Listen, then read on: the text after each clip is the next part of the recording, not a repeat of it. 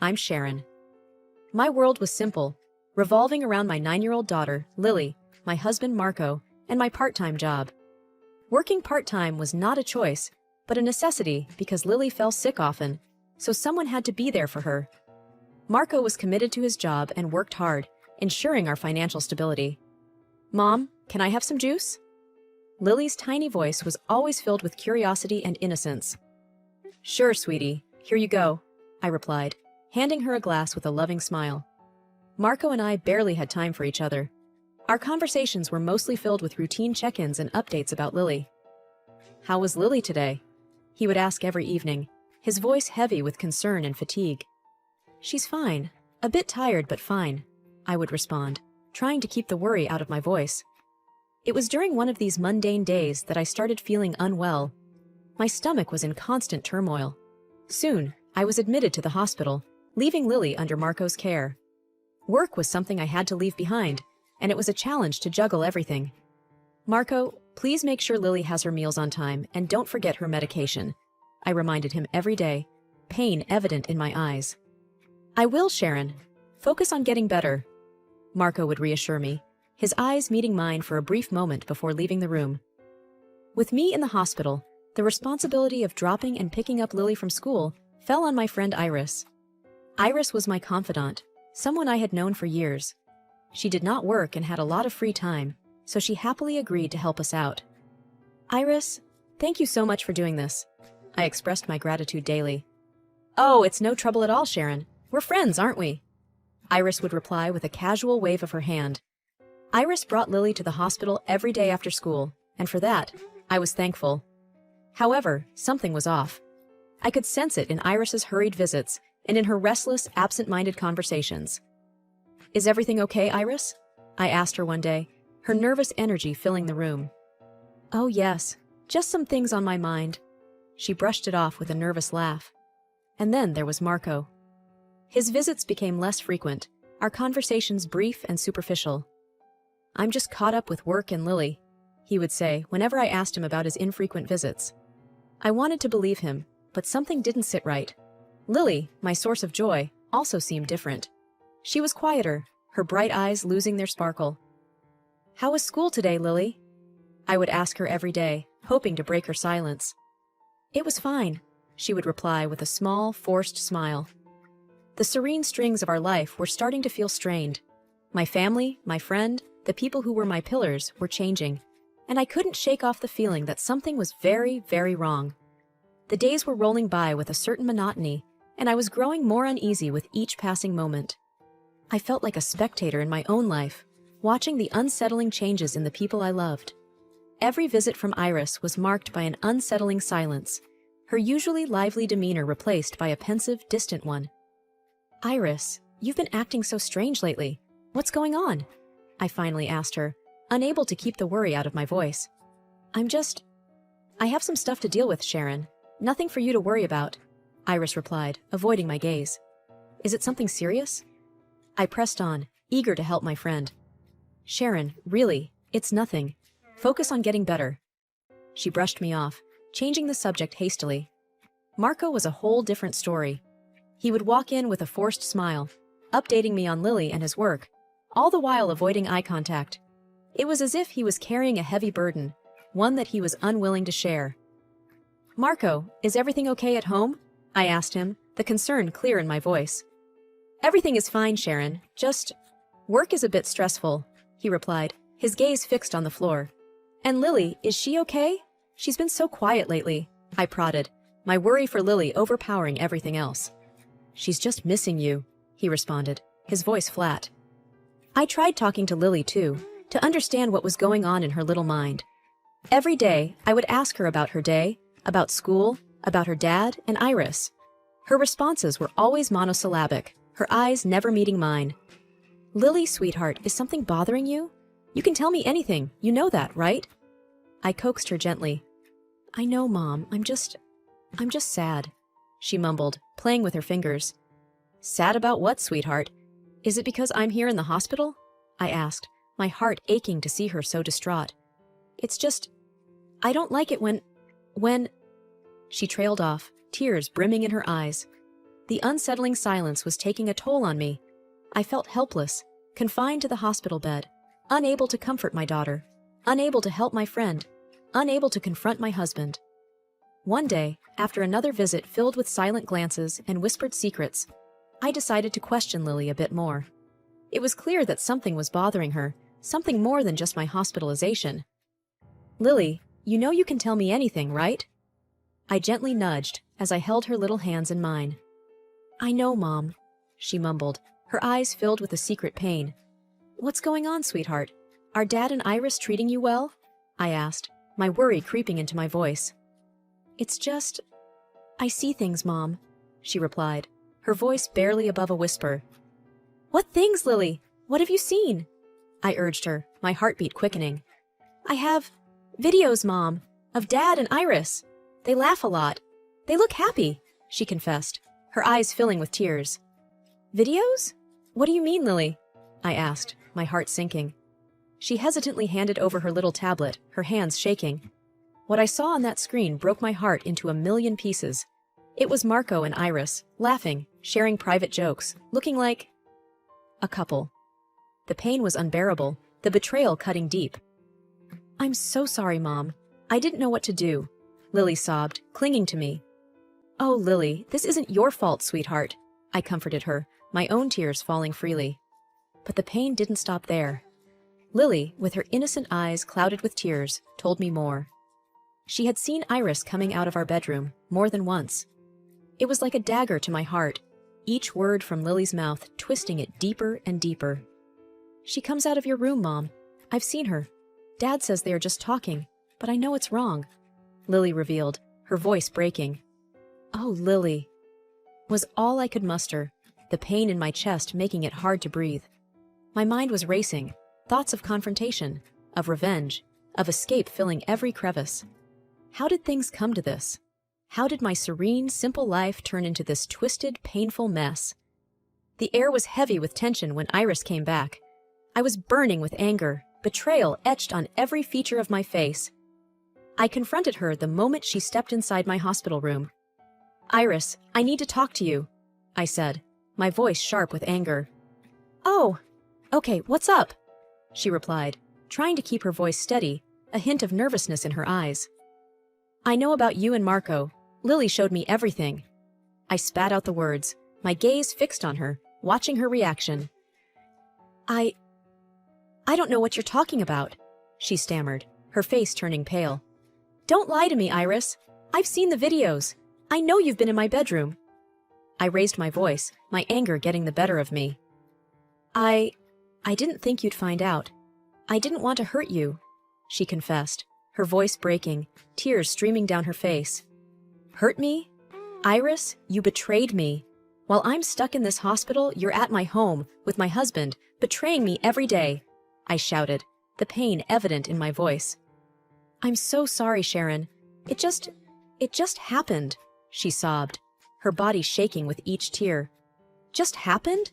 You made a choice, Iris. You chose to betray your friend." I was seething. Every fiber of my being wanted to lash out at her. It didn't stop there.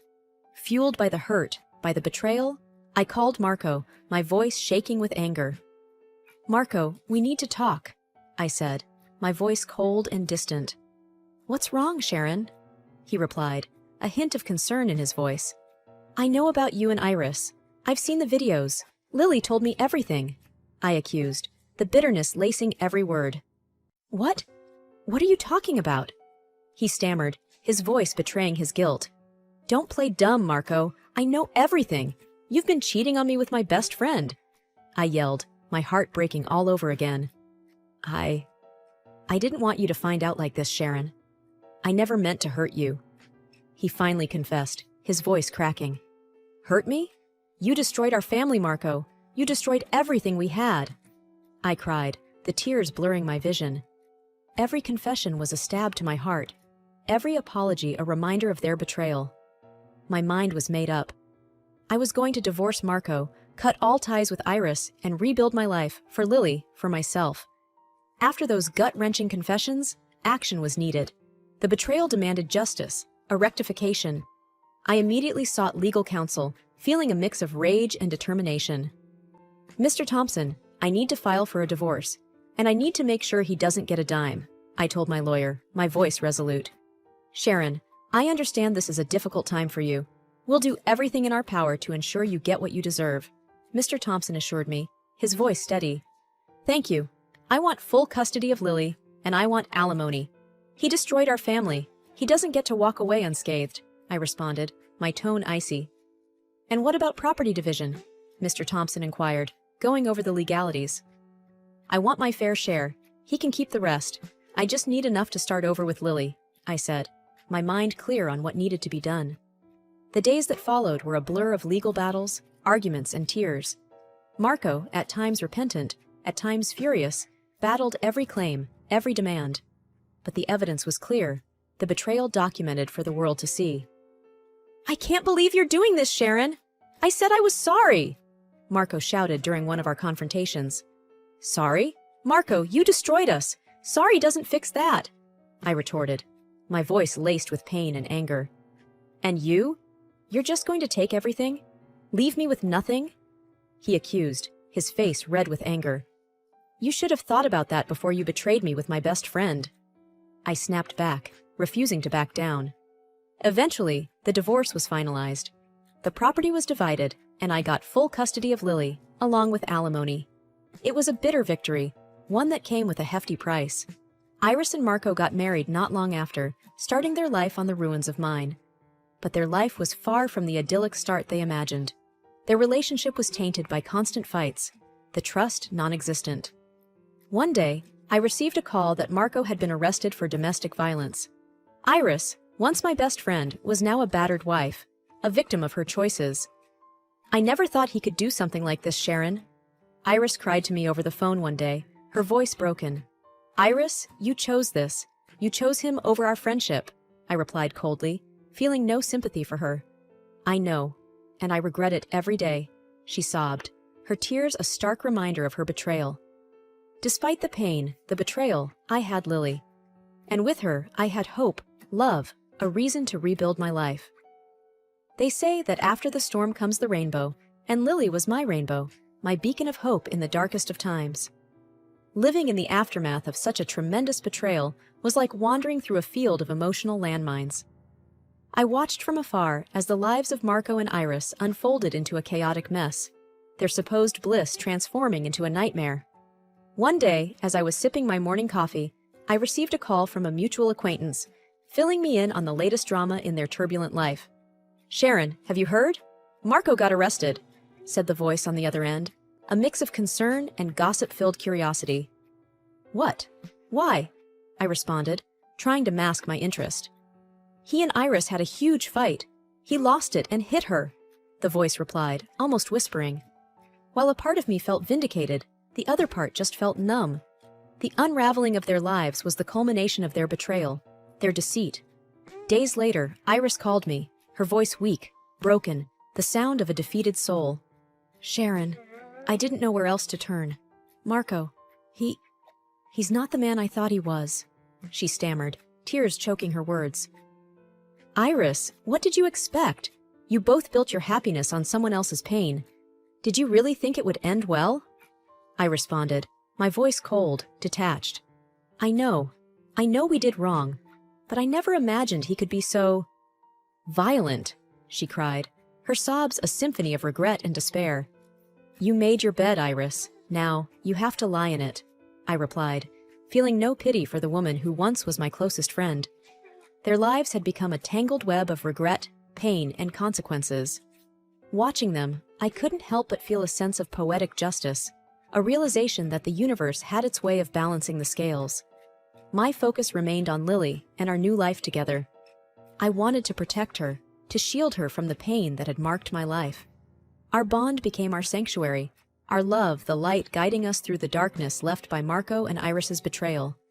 Our conversations were filled with love, support, and healing, a stark contrast to the tumultuous relationship that was now Marco and Iris's life. Mom, will we ever be a family again? Lily asked one day, her innocent eyes searching mine for answers. No, sweetheart. But we are a family, you and me, We have each other, and that's all we need, I replied, hugging her tight, feeling the strength of our bond. The unraveling of lives around us served as a constant reminder of the pain of betrayal, but also as a beacon of hope, of strength. It was a painful journey, but it was our journey, a path leading us to healing, to rediscovery, to a life filled with love and hope. The dust had settled, the storm had passed, but life had to go on. It was just me and Lily now, a team, our bond stronger than ever. We had each other, and that was our strength, our solace. Days were filled with little joys, with shared laughter and love, with building new memories. We were rebuilding, rediscovering the joy and simplicity in our little duo. One evening, as we sat at the dinner table, Lily looked at me with her deep, thoughtful eyes. "Mom, are you happy?" she asked, a touch of worry in her voice. "I have you, Lily. You make me happy every single day," I answered, my heart swelling with love for her. "But what about Dad? Do you miss him?" She probed further, her innocent eyes searching for truth. "I miss what we had, what I thought we had, but we are better off without him, without the lies and the pain," I replied, trying to reassure her. "And Iris? Do you miss her?" Lily asked, her voice softer. "I miss my friend, but the Iris who was my friend doesn't exist anymore. She chose to hurt us, and I can't forget that," I said, my voice firm but gentle. "But we're okay, just the two of us, right?" she inquired, needing the reassurance. "We're more than okay, sweetie. We have each other, and that's all we need," I affirmed, reaching out to hold her hand. Our life was a reflection of our resilience, of our love. We found joy in each other, in our shared experiences, in our journey of healing and growing. We didn't need the shadows of the past haunting us, defining us. We were a mother and a daughter, a team, a family. Days were not without their challenges, but we faced them together. Our bond was our anchor, our shelter from the storms of life. "Mom, I love you. You're the best mom in the whole wide world," Lily would say, wrapping her little arms around me. "And I love you, Lily. You're the best daughter a mom could ever wish for," I would reply, hugging her back, feeling the warmth of her love. As time rolled on, healing began to seep into the cracks that the pain had left in our lives. It was a gradual process, like the slow blooming of a flower after the storm. Life, with its myriad of colors, began to unfold anew for Lily and me. Our routine had become our comfort, our conversations our solace. We didn't look back, but forward to new days, to fresh starts. We were a little family, filled with love, with shared smiles and shared tears. One sunny afternoon, as we were strolling in the park, Lily's face lit up with a thought. "Mom, can we get a dog? You know, a fluffy one, with big eyes and a waggy tail?" Lily asked, her eyes sparkling with excitement. "A dog, huh? Are you ready for the responsibility, Lily? A dog needs a lot of love and care," I said, smiling at her enthusiasm. "I promise, Mom, I will feed him and walk him and love him every single day," Lily pleaded, her eyes wide with hope.